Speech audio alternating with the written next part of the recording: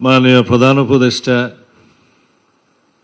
জাতীয় ঐক্যমত্য কমিশনের মাননীয় সদস্যবৃন্দ, উপস্থিত সম্মানিত জাতীয় নেতৃবৃন্দ, আসসালামু আলাইকুম রহমতুল্লাহ।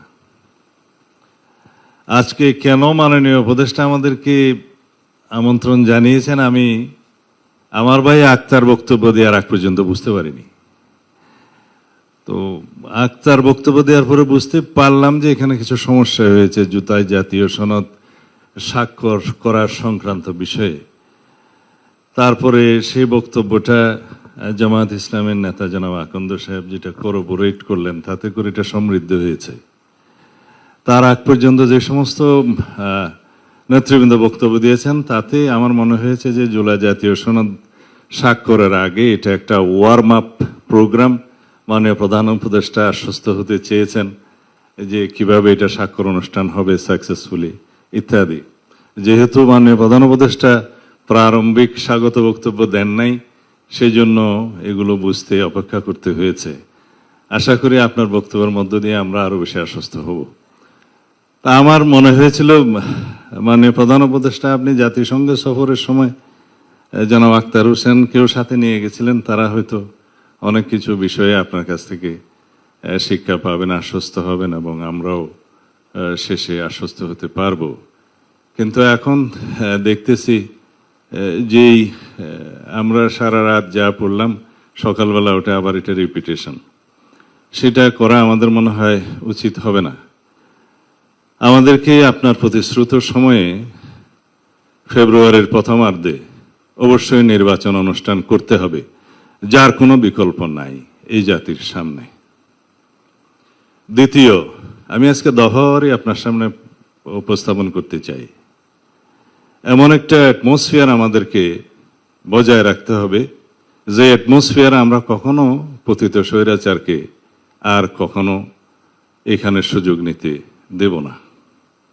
যেভাবেই হোক দীর্ঘদিন অনির্বাচিত অবস্থায় একটা সরকার পরিচালিত হলে যে সমস্ত সমস্যা দিয়ে উৎপত্তি হয় সেটা এখনো হয়েছে।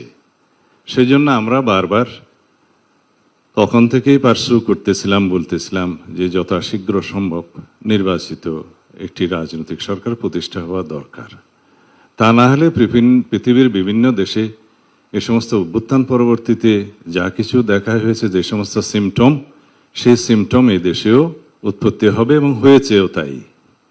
এখন আরো বিলম্বিত হলে আরো বেশি সমস্যার উদ্ভবের সম্ভাবনা বিস্তর।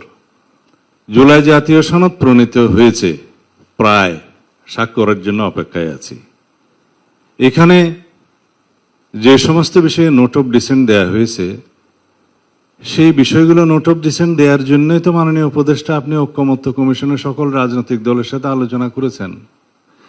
যদি এখানে কোনো নোট অফ ডিসেন্ট নাই দেয়া হতো, কিছু কিছু বিষয়ে অনৈক্য নাই হতো, তাহলে জাতীয় ঐক্যমত্য কমিশন থেকে যে সমস্ত প্রস্তাব দেয়া হতো সবাই একমত হয়ে যেতাম, আর কোনো আলোচনার প্রয়োজন ছিল না। সমস্ত প্রস্তাবে যদি সবাই একমত হতো, আপনাদের হতাম আমরা, তাহলে দীর্ঘ এই 12 মাস পর্যন্ত আমাদের এই চর্চার প্রয়োজন হতো না মাননীয় উপদেষ্টা। আর সমস্ত প্রস্তাবগুলো যেগুলো আমার শ্রদ্ধেয় বদিউল আলম মজুমদার সাহেব দিয়েছেন আর কি, এগুলো সব কিতাবে মানায়, বাস্তবের সাথে সেটার অনেক কিছু মিল ছিল না, যেটা আলোচনায় দেখা গিয়েছে। বাংলাদেশের রাজনৈতিক সংস্কৃতিতে এবং রাজনৈতিক ইতিহাসে যেগুলো সম্ভব, আমাদের কালচারাল স্টেটাসে যেগুলো সম্ভব, আমাদের মানবাধিকার পরিস্থিতি যেগুলো সম্ভব, ইভেন জুডিশিয়ারি জাজমেন্টও সেগুলো বিবেচনায় জুডিশিয়ারি জাজমেন্ট দেয়। কারণ এটা ব্রিটিশ নয়, এটা আমেরিকা নয়, এটা বাংলাদেশ। এখানে আমাদের ধর্মীয় কালচারকে বিবেচনায় নিতে হয়, আমাদের সামাজিক কালচারকে বিবেচনায় নিতে হয়, আমাদের দীর্ঘদিনের চর্চিত রাজনৈতিক কালচারকে বিবেচনায় নিতে হয়। সেই জন্য আমরা গ্রাজুয়ালি একটা পরিযায়ী এমন অবস্থায় এসেছি যে আমরা সবাই এখানে আছি আপনার নেতৃত্বে। কেন আছি? যে এমন একটা অ্যাটমসফিয়ার আপনি ক্রিয়েট করতে পেরেছেন, গণ অভ্যুত্থানের মধ্য দিয়ে ছাত্র জনতা রক্ত দিয়ে এটা ক্রিয়েট করতে পেরেছে যে আজকে সকল রাজনৈতিক দল একটা সৌহার্দ্যপূর্ণ পরিবেশে অম্লমধুর আলোচনা করে একটা সিদ্ধান্তে আসতে পারে। কিন্তু মাননীয় উপদেষ্টা, আমাদের কন্টিনিউয়াস সমর্থন আপনার প্রতি ছিল, আছে, কিন্তু এটা কন্ডিশনাল। আমাদের সমর্থন আরো অব্যাহত থাকবে, এটা সীমাহীন নয়। আমরা চাই আপনার নেতৃত্বে একটা ঐতিহাসিক নির্বাচন, এটাই হচ্ছে কন্ডিশন। আপনার প্রতি আমাদের সীমাহীন সমর্থন নয়, আমাদের সীমারেখা আছে। আমরা গণতান্ত্রিক উত্তরণের জন্য এই সীমারেখার মধ্যে আপনাকে সমর্থন দিচ্ছি। আপনি দয়া করে এটা অনুধাবন করার চেষ্টা করবেন। আজকে সচিবালয়ে যে সমস্ত নিয়োগ বদলি পদায়নের জন্য আপনি মন্ত্রিপরিষদ একটা ক্যাবিনেট কমিটি করে দিয়েছেন, এটার কোনো চর্চা নাই, এটার কোনো ট্রেডিশন নাই, এটা কোনো নিয়ম নয়। তারা যা করছে পদোন্নতি নিয়োগ বদলির মধ্যে, সেটা ওখানে একটা রাজত্ব সৃষ্টি হয়েছে, আপনি খোঁজ নেবেন। আমরা খুব অসন্তোষ প্রকাশ করছি। তাছাড়া অন্যান্য বিষয়ে যাতে বাংলাদেশের সকল অর্গানে ব্যালেন্স থাকে, সেটা আপনাকে চেষ্টা করতে হবে মাননীয় প্রধান উপদেষ্টা। আমরা চাই না প্রতিরক্ষা বাহিনীগুলোর মধ্যে কোনো রকমের ভারসাম্যহীনতা নষ্ট হোক। আমরা সেটা এফোর্ড করতে পারবো না এই মুহূর্তে। আমরা চাই আপনার সাথে প্রতিরক্ষা বাহিনীর সুসম্পর্ক বজায় থাকুক। রাষ্ট্রে একটা ব্যালেন্সড অবস্থা থাকতে হবে। আমরা নির্বাচনকে সামনে রেখে কোনো রকমের ঝুঁকির মধ্যে আমরা যেতে চাই না, যেতে পারবো না, সেটা আমরা এফোর্ড করতে পারবো না। পতিত স্বৈরাচার এবং তাদের দোসর একটি দেশ এই সুযোগ নেয়ার জন্য বসে থাকবে। সুতরাং আমাদেরকে একদম অতি বিপ্লবী হলেও চলবে না, আমাদেরকে বাস্তবতার নিরিখে আমাদের পদক্ষেপটা দিতে হবে। আমি যারা নোট অফ ডিসেন্টের বিষয়ে কথা বলছে তাদের উদ্দেশ্যে বলছি যে নোট অফ ডিসেন্ট যেগুলো দেওয়া হয়েছে, এগুলোর স্বাধীনতা তো আপনারাই দিয়েছেন আলাপ আলোচনার মধ্য দিয়ে। এবং এখানে আমরা একত্রিত হয়েছিলাম যে আমরা সবাই আলোচনা করব এভাবেই, যে আমরা মাননীয় প্রধান উপদেষ্টা প্রথম দিন থেকে যেটা বলেছে যে রাজনৈতিক দলসমূহ যে সমস্ত বিষয়ে ঐক্যমত্য পোষণ করতে পারবে, সেগুলো সংকলিত হয়ে সে একটা জাতীয় সনদ হবে এবং এই জাতীয় সনদটা পরবর্তী নির্বাচিত পার্লামেন্টে বাস্তবায়িত হবে। তার আগ পর্যন্ত এই সরকারের হাতে যেগুলো করার ক্ষমতা থাকবে, অর্ডিন্যান্স জারির মধ্য দিয়ে বা নির্বাহী আদেশের মধ্য দিয়ে, সেগুলো বাস্তবায়িত ইতিমধ্যেই হবে এবং হচ্ছে প্রতিনিয়ত। সুতরাং একটা সংসদ অতি অবশ্যই জরুরি সেগুলো বাস্তবায়নের জন্য। এখন কেউ বলছে এই সংসদকে কনস্টিটিউয়েন্ট পাওয়ার দিতে হবে, সেই জন্য অনেক কষ্ট করে একটা পদ্ধতি বের করেছে বহুদিনের ব্রেইন স্টর্মিং এর মধ্য দিয়ে। সেটা কি হতে পারে? সোভারেইন অথরিটির ডিরাইভ করবে সোভারেইন অথরিটি থেকে সেই কনস্টিটিউয়েন্ট পাওয়ার, কিন্তু সেই পার্লামেন্টকে আমরা কনস্টিটিউয়েন্ট অ্যাসেম্বলি বলছি না, সাধারণ জাতীয় সংসদ নির্বাচন হচ্ছে সেটা। কিন্তু পাওয়ারটা থাকতেছে যদি আমরা একই সাথে গণভোটের মধ্য দিয়ে কনস্টিটিউয়েন্ট পাওয়ার যারা দিতে পারে আর্টিকেল 7 অনুসারে সেই জনগণের, তারা রিপাবলিকের সর্বময় ক্ষমতার মালিক, তাদের পক্ষ থেকে যখন সেটা কনসেন্ট আসবে তখন সেটা কনস্টিটিউয়েন্ট পাওয়ার হচ্ছে। এবং সেই কনস্টিটিউয়েন্ট পাওয়ারের অনুবলে আমরা সেগুলো করতে বাধ্য হব। যারা পার্লামেন্টে যাবে তাদের উপরে ইম্পোজ করা হচ্ছে, কেউ এদিক থেকে নড়তে পারবে না।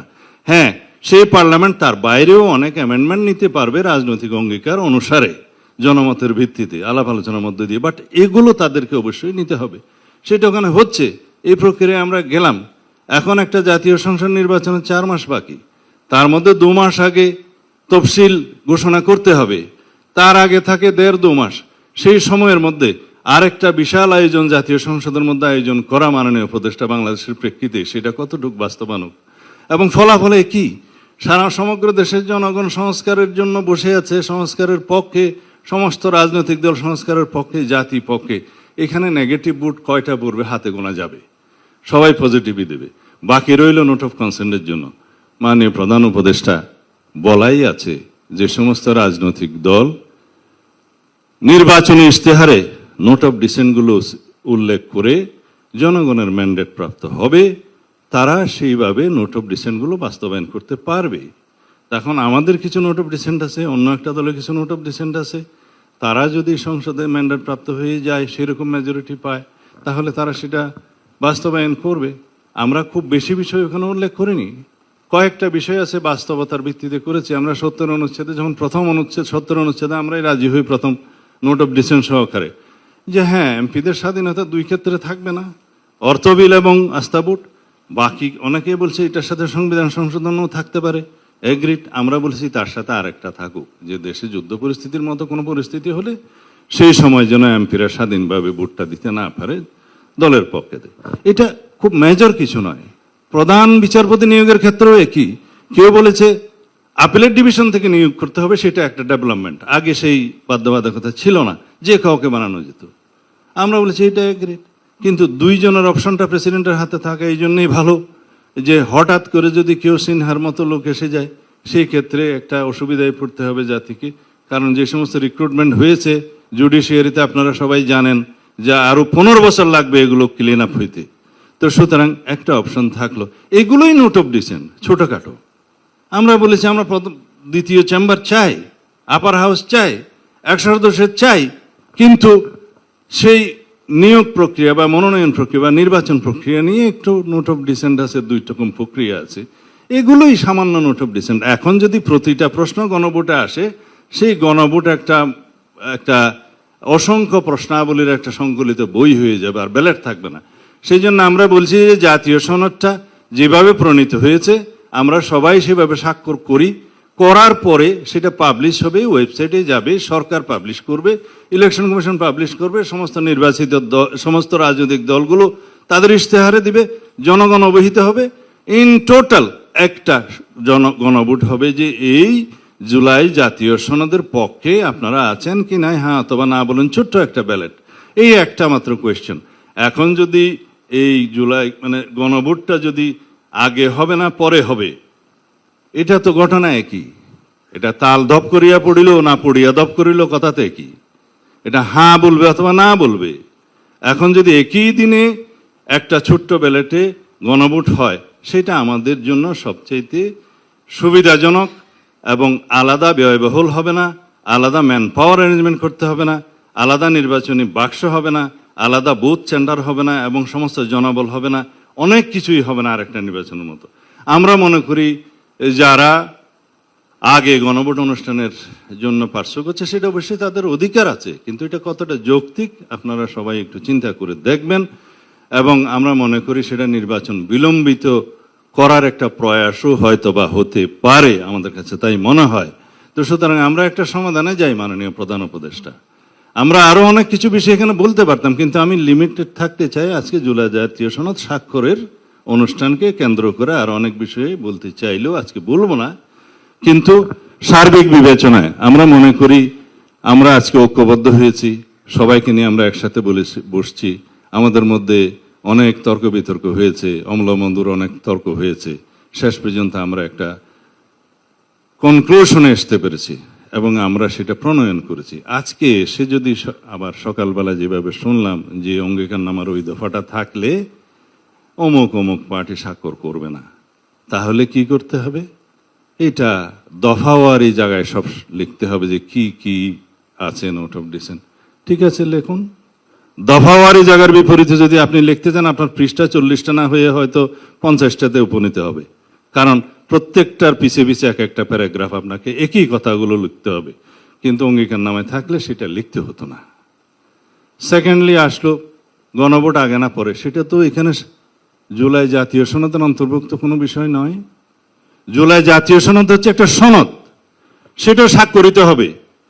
বাস্তবায়নের জন্য সুপারিশ যেটা করবেন সেটা জাতীয় ঐকমত্য পরিষদ কমিশন সরকারের কাছে রিকমেন্ডেশনস দিবে যে এই প্রক্রিয়ার মধ্য দিয়ে এটা বাস্তবায়ন করা যায়।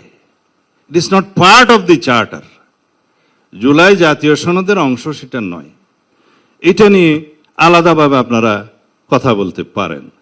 তো বাকি রইল এখন আমরা কিভাবে জাতির সামনে এই জিনিসটা উপস্থাপন করতে পারি, সেটার বিষয়ে আপনারা যদি আমাদের এই সমস্ত আলাপ আলোচনার প্রেক্ষিতে সন্তুষ্ট না হন, মাননীয় প্রধান উপদেষ্টা আপনি আজকে বলতে পারেন যে আপনার সিদ্ধান্ত কি। আমরা সবসময় আপনার সিদ্ধান্তের প্রতি সবসময় শ্রদ্ধাশীল। আশা করি আপনি জাতির ঐক্যের প্রতীক হিসাবে এবং বিশ্বের একজন বরেণ্য ব্যক্তিত্ব হিসাবে আপনি আপনার সিদ্ধান্তটা প্রকাশ করবেন। আমরা 17 তারিখে 4টার সময় জুলাই জাতীয় সনদে স্বাক্ষর করার জন্য প্রস্তুত আছি এবং আশা করি যেভাবে আমরা একত্রিত হয়েছি, একমত হয়েছি, চার্টারে আমরা with note of dissent clearly আমরা আটার করি, সেইভাবে আমরা সেটা দস্তখত করি, তাহলে পরে আমরা বিশ্বের কাছে একটা নজির স্থাপন করতে পারবো। আপনাদের সবাইকে ধন্যবাদ। আমার বক্তৃতা মনে হয় একটু লম্বা হয়ে গেছে, ক্ষমা করবেন।